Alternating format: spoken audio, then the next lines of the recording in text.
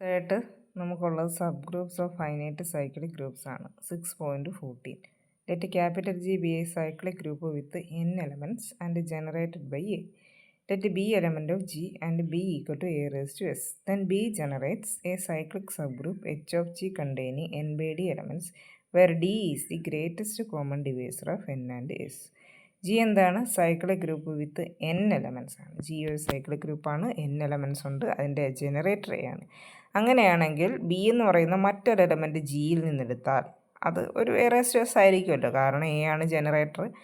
ജിയിലെ എല്ലാ എലമെൻറ്റും എയുടെ ഏതെങ്കിലും ഒരു പവർ ആയിരിക്കും. ഇപ്പോൾ ബി എറേസ്റ്റേഴ്സ് ആണ്. അങ്ങനെയാണെങ്കിൽ ഈ പവർ വേറൊരു സൈക്ലിക് ഗ്രൂപ്പിനെ ജനറേറ്റ് ചെയ്യും. അത് ഇതിൻ്റെ ഒരു സബ് ഗ്രൂപ്പ് ആയിരിക്കും. അതിനകത്ത് എൻ ബൈ ഡി എലമെൻറ്റ്സ് ഉണ്ടായിരിക്കും. ഡി എന്ന് പറയുന്നത് greatest common divisor of N and S ആണ്. Also cyclic group generated by A raise to S is equal to cyclic group generated by A raise to T if and only if GCD of S, n is equal to GCD of T, n. Cyclic group generated by A raised to S is equal to cyclic group generated by A raised to T if and only if GCD of S, n is equal to GCD of T, n. രണ്ട് പവറുകൾ ഒരേ group generate ചെയ്യണമെങ്കിൽ ആ GCD S എന്നിൻ്റെയും T എന്നിൻ്റെയും GCD same ആണെങ്കിൽ അവർ രണ്ടുപേരും ഒരേ എന്തിനെ ജനറേറ്റ് ചെയ്യും? ഒരേ ഗ്രൂപ്പിനെ ജനറേറ്റ് ചെയ്യും. ഇപ്പം നോക്കാം. നമ്മൾ നേരത്തെ പറഞ്ഞിട്ടുണ്ടായിരുന്നു, തിയറം 5.17 നമ്മൾ പഠിച്ചിട്ടുണ്ടായിരുന്നു. ഇങ്ങനെ ബി എറേസ്റ്റേഴ്സ് ഫോമിലുള്ള ഒരു എലമെൻ്റ് എടുത്തു കഴിഞ്ഞാൽ അതൊരു സബ് ഗ്രൂപ്പ് ഫോം ചെയ്യുമെന്ന് നമ്മൾ നേരത്തെ പഠിച്ചിട്ടുണ്ട്. We need showed only that H has N by D elements. അപ്പോൾ നമ്മളിവിടെ ഒരേ ഒരു കാര്യം പ്രൂവ് ചെയ്താൽ മതി, എച്ചിന് എത്ര എലമെൻറ്റ്സ് ഉണ്ടെന്ന്, എൻ ബൈ ഡി എലമെൻറ്റ്സ് ഉണ്ടെന്ന് പ്രൂവ് ചെയ്താൽ മാത്രം മതി. കാരണം ഇത് സൈക്ലിക് സബ് ഗ്രൂപ്പ് ക്രിയേറ്റ് ചെയ്യുമെന്നൊക്കെ നമ്മൾ ഓൾറെഡി പഠിച്ചതാണ്. അപ്പം ഇതിനകത്തിൽ എൻ ബൈ ഡി എലമെൻറ്റ്സ് ആണ് ഉള്ളതെന്ന് കാണിക്കണം. അപ്പം നമുക്കറിയാം, ഒരു സൈക്ലിക് ഗ്രൂപ്പിനകത്തിലെ ജനറേറ്റർ ബി ആണെങ്കിൽ ആ ബി ഐഡൻറ്റിറ്റി ആവുന്ന ഏറ്റവും ചെറിയ പവർ ഏതാണോ അത്രയും എലമെൻറ്റ്സിന് ആയിരിക്കും ബി കൊണ്ട് ജനറേറ്റ് ചെയ്യാൻ പറ്റുന്നത്. ബി എടുക്കുന്നു, ബി സ്ക്വയർ, ബി ക്യൂബ്, ഇതെവിടെ നിൽക്കും? ബി എപ്പോൾ ഐഡൻറ്റിറ്റി ആവുന്നോ അവിടെ വെച്ച് സ്റ്റോപ്പ് ആവും. വീണ്ടും പവർ എടുത്തു കഴിഞ്ഞാൽ ഐഡൻറ്റിറ്റി കിട്ടിക്കഴിഞ്ഞാൽ ഒന്നുകൂടെ പവർ എടുത്താൽ പിന്നെ ബി കിട്ടും, പിന്നെ പവർ എടുത്താൽ വീണ്ടും ബി സ്ക്വയർ കിട്ടും. അപ്പം ബി എന്ന് പറയുന്നത് ഐഡൻറ്റിറ്റി തരുന്ന ഏറ്റവും ചെറിയ പവർ ഏതാണോ അത്രയും എലമെൻറ്റ്സിനെ ആയിരിക്കും ബി കൊണ്ട് നമുക്ക് ജനറേറ്റ് ചെയ്യാൻ പറ്റുന്നത്. Okay, B is equal to A raise to S ആണ്. And B raise to M is equal to identity ആവുന്ന എപ്പോഴാണ്? ബി എന്ന് പറയുന്ന എ റേസ് ടു എസ് ആണ്. A raise to S the whole raise to M identity ആവുന്നത് എപ്പോഴാണോ അപ്പോഴാണ് B raise to M identity ആവുന്നത്.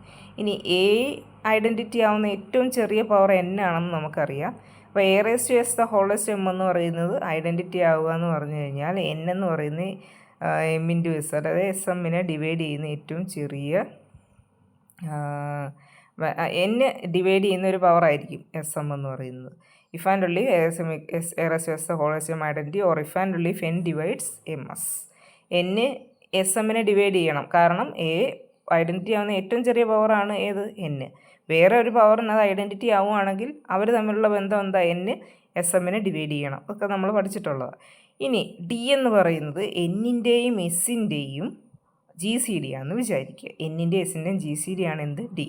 Then there exists integers U and V such that. അങ്ങനെയാണെങ്കിൽ നമുക്ക് ഡീനെ എങ്ങനെ എഴുതാം?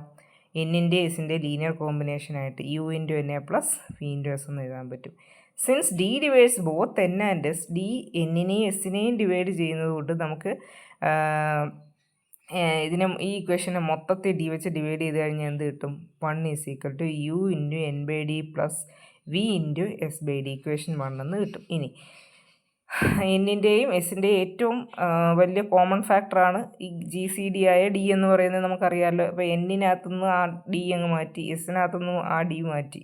അപ്പം വരുന്ന N by D S by ഡിയും തമ്മിൽ റിലേറ്റീവ്ലി പ്രൈം ആയിരിക്കും. പിന്നെ അതിന് കോമൺ ആയിട്ട് ഒരു ഫാക്ടറും ഇല്ല, കാരണം ഏറ്റവും വലിയ കോമൺ ഫാക്ടറായിരുന്നു ഡി. അത് എന്നിനകത്തുനിന്നും എസിനകത്തുനിന്നും കട്ട് ചെയ്ത് മാറ്റിയതിന് ശേഷം കിട്ടുന്നതാണ് എൻ ബൈ ഡിയും എസ് ബൈ ഡിയും. ഇനി അതേപോലെ തന്നെ വേറൊരു രീതിയിലും ഇത് പറയാം. ഇത് ഈ ഇക്വേഷൻ 1 ഇനി എൻ ബൈ ഡിനെ എസ് ബൈ ഡിനെ വേറെ ഏതെങ്കിലും ഒരു നമ്പർ വെച്ച് ഡിവൈഡ് ചെയ്യാൻ പറ്റുവാണെങ്കിൽ റൈറ്റ് സൈഡിലുള്ള U into N by D plus V into S by ഡിനെയും അത് വെച്ച് ഡിവൈഡ് ചെയ്യാൻ പറ്റുമല്ലോ, കാരണം എൻ ബൈ ഡിനെയും പറ്റും എസ് ബൈ ഡിനെയും പറ്റും. അപ്പോൾ റൈറ്റ് സൈഡിലുള്ള ആ ഇക്വേഷൻ്റെ പാർട്ടിനെ ഡിവൈഡ് ചെയ്യാൻ പറ്റുവാണെങ്കിൽ ലെഫ്റ്റ് സൈഡിനുള്ളതിനും ഡിവൈഡ് ചെയ്യാൻ പറ്റും, അതായത് 1നെയും പറ്റും. ഓക്കെ, അപ്പോൾ 1നെയും പറ്റുവാണെങ്കിൽ വണ്ണിനെ പറ്റുവാണെങ്കിൽ വണ്ണിനെ പറ്റുന്ന ഏത് വെച്ചാൽ 1 വെച്ചിട്ടാണ്. We wish to find the smallest positive M such that ms divided by n is equal to m into s by d divided by n by d is an integer. We wish to find ഇനി നോക്കൂ, അപ്പോൾ നമുക്ക് N by D S by ഡിയും relatively പ്രൈമാണെന്ന് കിട്ടി. We wish to find the smallest M such that M S by N എന്താണ് integer ആവുന്ന ഏറ്റവും ചെറിയ വാല്യൂ ഏതാണ്? n കൊണ്ട് എം എസിനെ ഡിവൈഡ് ചെയ്യാൻ പറ്റുമോ എന്ന് നമ്മൾ നേരത്തെ പറഞ്ഞു. അങ്ങനെ ഉള്ള ഏറ്റവും ചെറിയ വാല്യൂ ആണ് നമുക്ക് കണ്ടുപിടിക്കേണ്ടത്. ഇതിനകത്ത് എസ്സും എന്നും ഫിക്സ്ഡ് ആണ്, പിന്നെ മാറുന്നത് എം മാത്രമല്ലേ ഉള്ളൂ.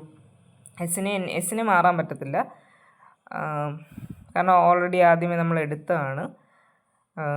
അപ്പം എമ്മിൻ്റെ വാല്യൂ ആണ് നമുക്ക് അറിയേണ്ടത്.